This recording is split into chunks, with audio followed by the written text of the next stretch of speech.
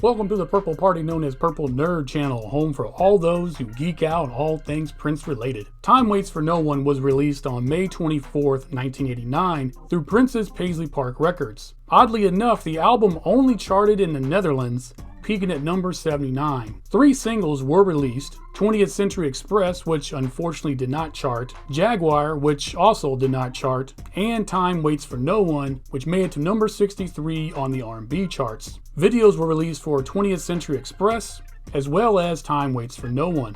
Mavis Staples rose to fame as a member of the legendary group the Staples Singers, who released 25 albums from 1958 to 1984. Mavis released 4 solo albums of her own prior to this release, with her last solo album being released 10 years prior. In the fall of 1987, Prince had caught a Staples Singers show at the Forum and found out that the group was not only unsigned, but they had not had a record deal in over 13 years. So Prince contacted Mavis Staples through his manager to ask her if she would be interested in recording an album with him. Mavis agreed to doing a project with Prince and signed a 2-album deal with Prince's label Paisley Park Records. Oddly enough, Prince did not spend one day, hour, or minute with Mavis in the studio, as Prince was in Europe on his Love Sexy tour. During breaks in that tour, sometime around February of 1988, Prince would record and rework songs with his Love Sexy tour band for Mavis's album, mailing the tapes to her studio in Atlanta, Georgia. She would then record her vocals with her production team,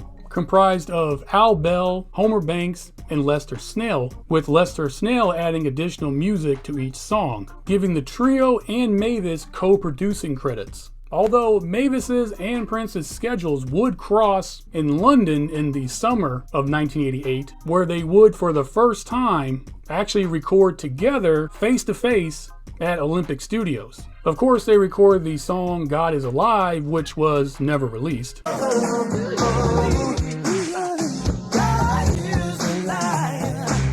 But let's go ahead and explore Mavis Staples' first album on Paisley Park Records. We open up with Interesting. If I'm not dreaming, this is interesting. Interesting, to me, is a surprise opening for this album, with a dance-friendly beat containing narration from Mavis, who is showing interest in a mysterious man who is built out of pure lust. This is one of 2 songs that Prince specifically wrote for Mavis Staples, and in particular for this project. Next is 20th Century Express. Welcome aboard the 20th Century Express. This song has no Prince input and was written and produced by Al Bell, Homer Banks, and Lester Snell, with Lester Snell handling the majority of the instruments. The song has a dark, menacing beat, but then is layered over with whimsical and joyful musical notes. In the song, Mavis talks about the destructive forces within this fallen world. Next is Come Home. Won't you please come home? Please come home. Prince had originally recorded this song in 1987, considering it for a couple different projects. Won't you please come home? He would send the song to Mavis a year later to record for this project. The song has Mavis missing her man, who did her wrong, but she'd rather be with him than be alone, and begs him to come back home. Next is Jaguar.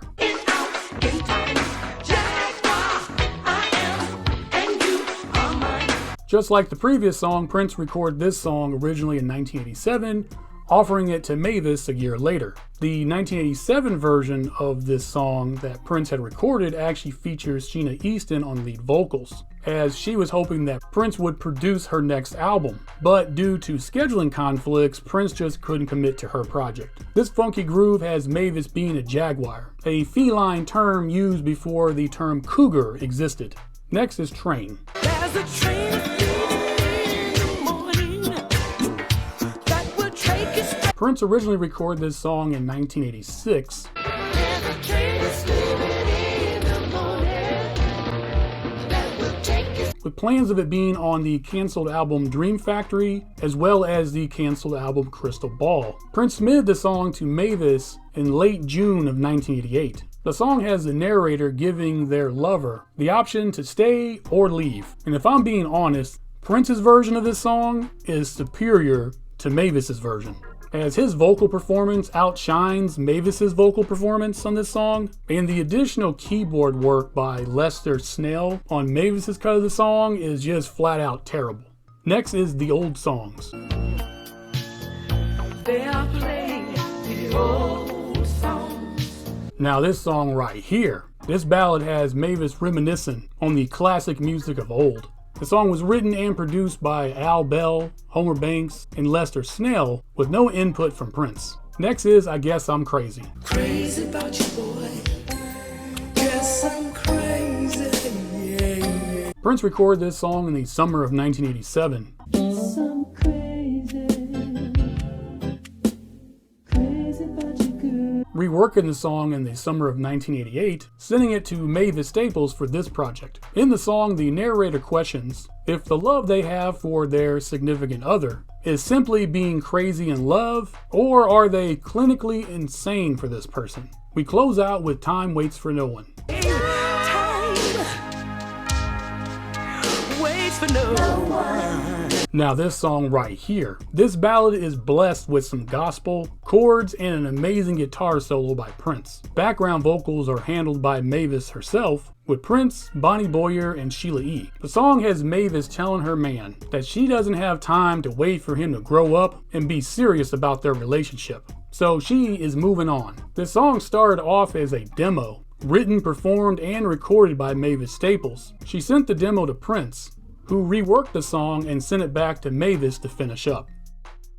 This album has some good bones to it, but honestly it sounds like something that was thrown together, and I think it would have been a much better polished project if Prince could have been in the recording sessions with Mavis. Mavis would follow up this album with her appearance in the film and on the soundtrack for Prince's film Graffiti Bridge, as well as her second album on Paisley Park Records, which did feature Prince in the recording booth, and I will prove to you, having him there made for a much better and more cohesive sounding project. Thank you for joining me on this episode. Please like and share this video, and if you wouldn't mind, please subscribe to the channel. It really does help the channel grow. And of course, see the description down below to find all the links to all the other places you can find me on social media. And like I mentioned before, I will be going through Mavis's second album on Paisley Park Records.